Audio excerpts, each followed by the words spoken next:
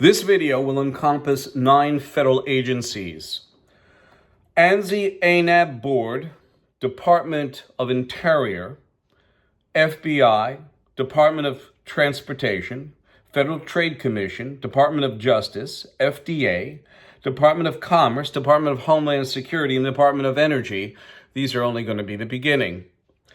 So, ANSI-ANAB board member is educated concerning the International Accreditation Forum incorporated in Delaware and possible affiliation with Hamas.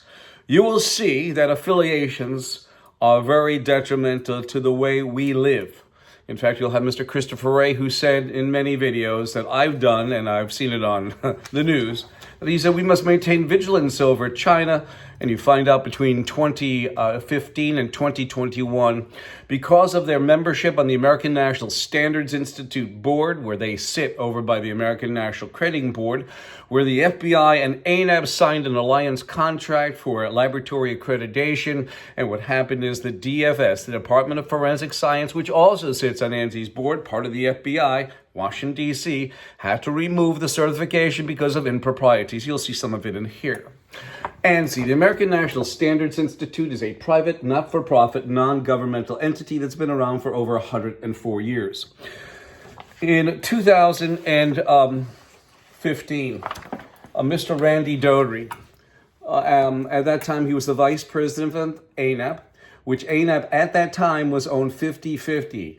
50% by the American Society for Quality and also 50% by the American National Standards Institute.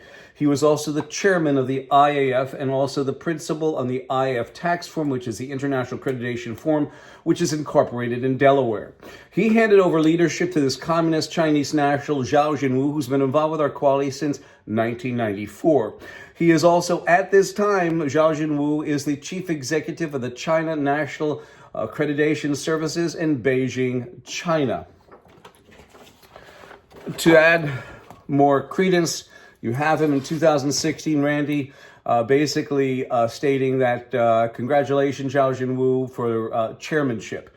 Sitting on there is Lockheed Martin at that time between 2015 and 21. Isn't that a tender moment? We have also a special guest, Xi Jinping, a communist leader of China, who mandates a guy like Zhao Jinwu to take your data to the China National Intelligence Law, Article number 7. Sitting on ANSI's board is also ANAB. ANSI took over complete control over ANAB in 2018. We are just going to give you a cursory view of this, but you will see at the end that, yes, it is true that all those federal agencies that I mentioned that sit on ANSI's board through affiliation may condone Hamas. And we understand that, as we see in the news, that Iran, not the people, but the politicians, the leadership, are financing Hamas attacking Israel. Isn't that a tender moment in a turbulent world? You have 10 different registrars in China that can issue an ANAB accredited certification. In 2017, there was a delegation from the United States that had the poor scientists in Wuhan, China, the BioLevel 4 lab, complaining that they do not have enough qualified technicians. And guess what? Here's Zhao Jinwu in that laboratory in 2017 issuing a laboratory accreditation. Isn't that a tender moment? We looked into this and we found out there were many laboratory failures under accredited certification. And because a lot of these corporations and federal agencies that utilize the untalents and the inabilities of ANSI-ANAB and other accreditation bodies within the IAF scope, they're failing miserably. Let me just say this. The International Accreditation Forum is basically a consortium of accreditation bodies throughout the world.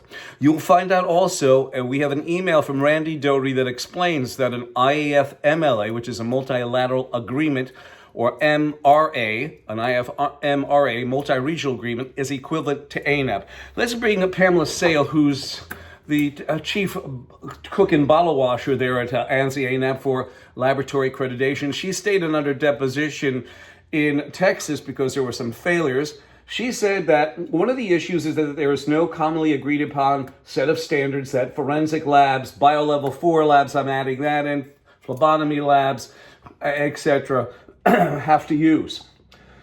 Instead, there are informal guidelines that labs can choose to follow or not. We've discovered further that ANSI-ANAB are underwriters for the International Accreditation Forum Incorporated in Delaware, and also the International Laboratory Accreditation Cooperation in Australia. They are underwriters. That means they used to say we only certify the system. In essence, they don't. They also certify the product by them being underwriters. Don't let anybody kid you. You have 7 different registrars that sit on ANSI, and because of that, the membership that you're going to see is kind of frightful, because some of these are foreign registrars that come over to the United States and throw their certificate up on the wall. But you will find out that they are trash. We have the IAF and ILAC are sister organizations. Sister organizations, both of them one related to another. And here is the note from Randy, and this is what he said. The IAF, MLA, and MRA, International Laboratory Accreditation Forum Multilateral Agreement and Multi-Regional Agreement, works to facilitate global trade and vision of certified once rejected everywhere. Certified once accepted everywhere. IAF, MLA signatories and MRA are obligated to recognize certificates accredited by other IAF, MLA, or IF-MRA signatories as equivalent. So a company with an ISO 9001 or ISO 17025 for laboratory certification that is accredited by the China National Accreditation Services signatory in China is equivalent to that of a 9001 or 17025 laboratory certification accredited by ANSI-ANAB, which means that any sort of failure, like Wuhan, China, you had that virus escaped, there's a very problematic thing, because ANSI-ANAB are responsible as underwriters. You have the factor that ANSI-ANAB sat on the IF, they still do, between 2015 and 2021. You also have the factor that the FBI, we're just showing this as an example, but it goes with the DOJ, DOT, CDC, NIH, etc., just because they're not mentioned in this video. These federal agencies are on the IAF through the membership of ANSI. Also, because of their membership on the IAF, who are they sitting by?